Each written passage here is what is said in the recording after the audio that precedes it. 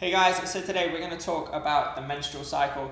I'm going to give you guys an insight into the fluctuations that we see in hormones, how that might impact your exercise, the type of exercise that you perform, and also nutrition and the nutritional choices that you make. So when it comes to the menstrual cycle, it's a 28-day period. This is kind of most of the data that's being correlated relates to a 28-day period. So it can be a little bit more for a person, it just depends.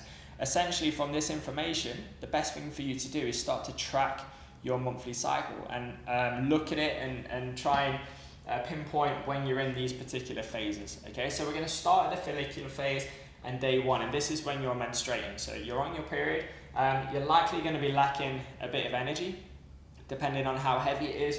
You might need to eat more iron-rich foods, depending on how much blood loss there is.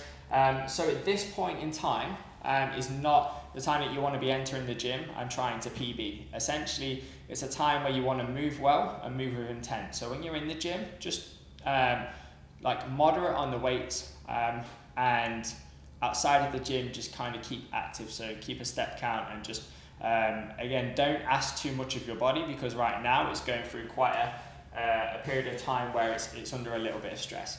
So from a hormonal perspective, our estrogen, testosterone and progesterone are pretty low. Okay, so nutritionally, stick to high fiber foods, moderate protein, healthy fats, and again, if it's quite heavy, iron-rich foods, and move well. Now, as we progress through the follicular phase, certain changes start to occur, and one obvious one is that estrogen starts to take an increase around about day 7, again, depending on how long that period is. So day 7, we're going to go right through to the early phase of the luteal phase.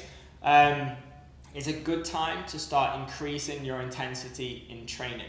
The first thing I want to point out though is that as estrogen increases, it's like an energetic hormone for a female, so it makes you feel good. So your mood is going to increase, your energy is going to increase, but at the same time it also has like a relaxing effect on your ligaments and tendons, so your injury risk increases. So what we have to do here is we have to make sure that you're warming up efficiently. So don't just go into the gym and load up on weights or go running on the treadmill or something like that. Not that we have that here, but essentially that's not the most ideal thing that you can do.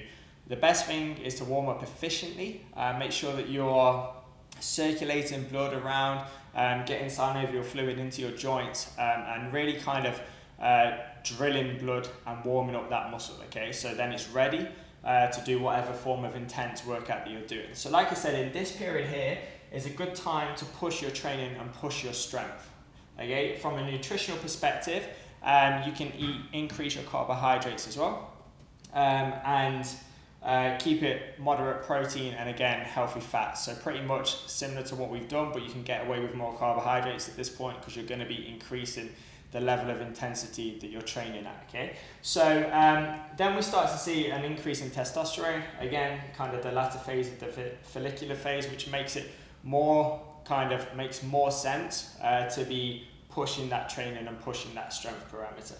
Then as we move through and we begin to ovulate, you can see that there's an increase in the red line, which is your progesterone. Now, progesterone has a slightly different impact on the body. It makes you kind of more tired, lethargic. So at the kind of mid part of the luteal phase, your body starts to change a little bit. So we don't really want to be increasing intensity of training when we want to be backing off slightly. So at this point is where your body temperature tends to increase. So you're going to feel a little bit hot, you might have more sweat, a higher sweat rate. So a good idea to drink more water and stay more hydrated. Add some electrolytes into your water as well, which is going to help. But also you can start to experience more cravings, headaches, your mood starts to drop and you start to get more kind of bloating and water retention, and all of these things start to occur within the body. Now the reason I point this out is because now is not a good time really to step on the scales. So if you step on the scales at that point in time, you're likely going to see an increase in those numbers, which psychologically is not good for anyone. But also it's not a great time to be dieting. So if you're in a calorie deficit of 500 calories at this point here, at this point is a good time to really go to your baseline calories. So you want to eat for maintenance rather than eat to decrease. So essentially for like 3 weeks of the month, you're going to eat in a calorie deficit, and then around about a week or so, maybe 10 days, you're going to eat in a maintenance phase. Now the reason I recommend that is because you're more likely to be consistent and get results. What most people do is they'll eat in a calorie deficit and they get to this point of their menstrual cycle and they just go absolutely crazy and eat well above and beyond their maintenance, which unfortunately means that they're just fighting a losing battle because they're back to square one. They eat in that calorie deficit and then they overconsume at this latter part of the month. So don't be super strict on your diet. Eat at maintenance. Add in foods that are a bit more desirable to you. So if you're having a craving, eat a protein, fibrous carb and healthy fat meal, and then at the end of that, add in something again that you might want to consume that's potentially maybe a bit sweet or something like that. So at this point of the phase, I wouldn't rely on the scales as a metric. I wouldn't be too strict on your diet. Maybe add in some extra fruit or something sweet that you enjoy. And in addition to that, I also wouldn't be training super hard at this point because you're going to lack energy. So again, similar to what we did at the first part of the phase, just come into training not with the idea of PBing or pushing your strength. In essence, just move well. Also add in a little bit more stretching, a bit more yoga type stuff, follow some of the videos that we've got online, and that will help you throughout that phase. So the key things to remember, guys, is a menstrual cycle, there's different changes from a hormonal perspective in the body, and that's going to have an impact on the type of exercise you do and your nutritional status. So by tracking your own individual menstrual cycle, you'll be able to make tweaks that help you to understand what your body is doing.